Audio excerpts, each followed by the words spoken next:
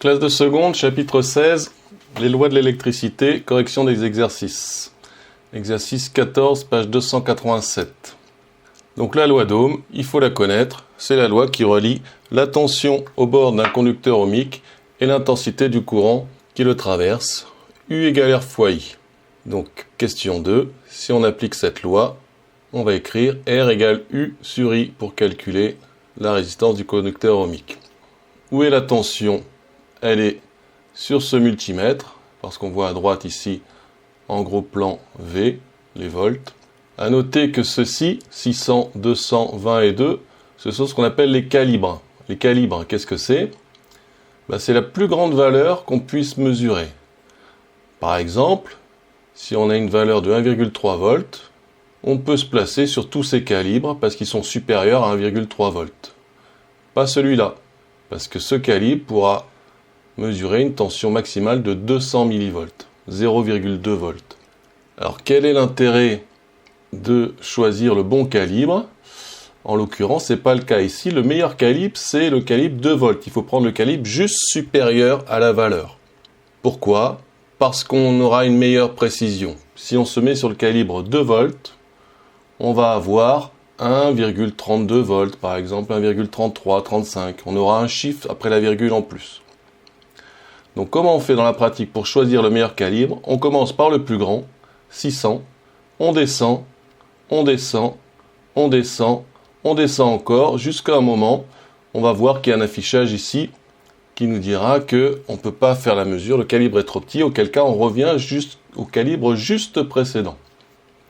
Donc ici, il faudrait se mettre sur 2 volts pour gagner un chiffre après la virgule.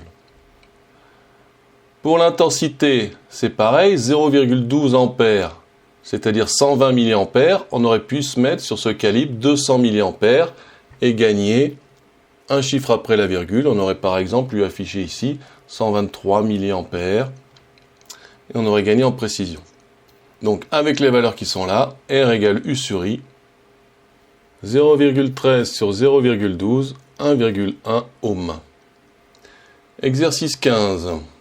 Préciser la relation entre UAB et I. Alors c'est la loi d'Ohm, UAB égale R fois I. Remarquez que pour l'écrire sous cette forme, il faut que la flèche de la tension et de l'intensité, en ce qui concerne les récepteurs électriques, doivent être inversées. Si on avait la tension UBA, comme UBA c'est moins UAB, il aurait fallu écrire UBA égale moins R fois I. De même, si l'intensité a été repérée dans ce sens-là, il aurait fallu écrire UAB égale moins R fois I. Donc pour qu'il y ait un plus, retenez que l'intensité, la flèche et la flèche de la tension doivent être opposées. Question 2. Donc on va pouvoir calculer la résistance, puisqu'on connaît U et I ici. Et une fois qu'on a la résistance, avec toujours la loi d'Ohm, on peut calculer UAB, lorsque I vaut 20 mA. Donc R égale UAB sur I, 1 volt sur 10 mA, 10 moins 3 ampères, égale 100 ohms. Maintenant, si I', donc j'écris plus I mais I' puisque I a changé, la valeur du I a changé, 20 mA, UAB va être changé, pour ça que j'ai mis un prime, U'AB, R ne change pas lui, 100 fois 20 10 moins 3, c'est-à-dire 2 volts. Donc la tension a doublé, puisque l'intensité a doublé, R étant constant, et que U et I sont proportionnels. Exercice 19. Donc on a un schéma électrique avec ici une pile, un conducteur ohmique et des DEL, c'est-à-dire des diodes électroluminescentes, des petites lumières, des petites ampoules. On nous donne la tension aux bornes de chaque DEL, l'intensité qui circule dans chaque DEL et la tension UAB. On nous demande de représenter ces informations sur le schéma. Donc très important de faire ça. UDC, 2,20 volts, le point D, le point C, donc la tension UDC entre ces deux points ici. La tension UAB, 3 volts. L'intensité qui traverse chacune des DEL, 30 mA, qu'on a noté I2 et I3 ici. Calculer la tension en borne du conducteur ohmique. Donc, pour faire ce genre de travail, il faut exploiter une des lois qu'on connaît. Est-ce que c'est la loi des nœuds? Est-ce que c'est la loi des mailles? Est-ce que c'est la loi d'Ohm? Donc ici, ça ne peut pas être la loi d'Ohm parce qu'on ne connaît pas la valeur de la résistance. Donc ça va être la loi des mailles, qu'on appelle aussi la loi d'additivité des tensions.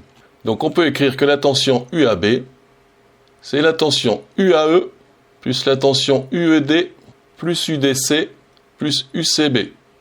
Rappelez-vous, le E ici s'élimine avec ce E là, le D avec celui-ci, le C avec celui-ci, il reste bien UAB.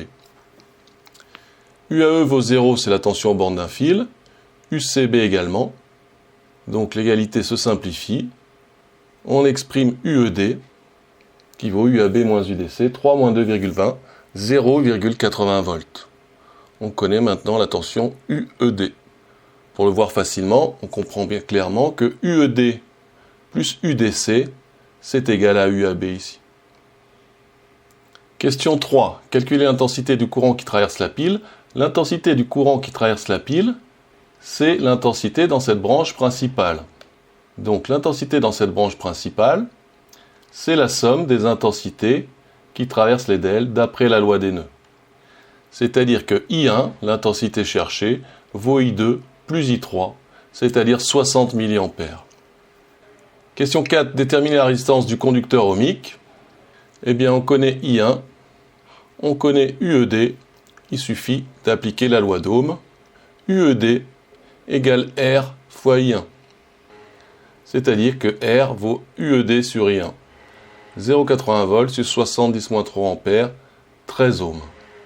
Exercice 20. On a donc un circuit avec certaines données. On connaît la tension UAF, la valeur de R1, de R2.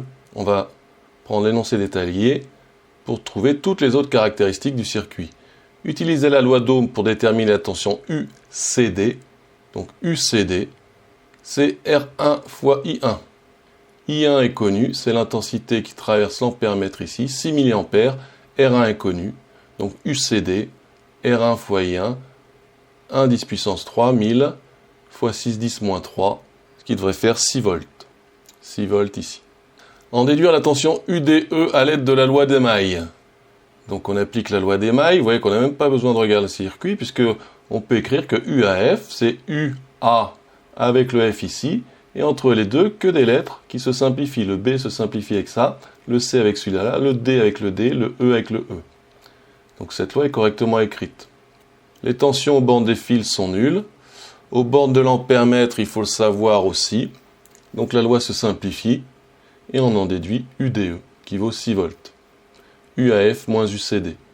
Donc retenez que la tension aux bornes d'un ampère-mètre, c'est comme un fil.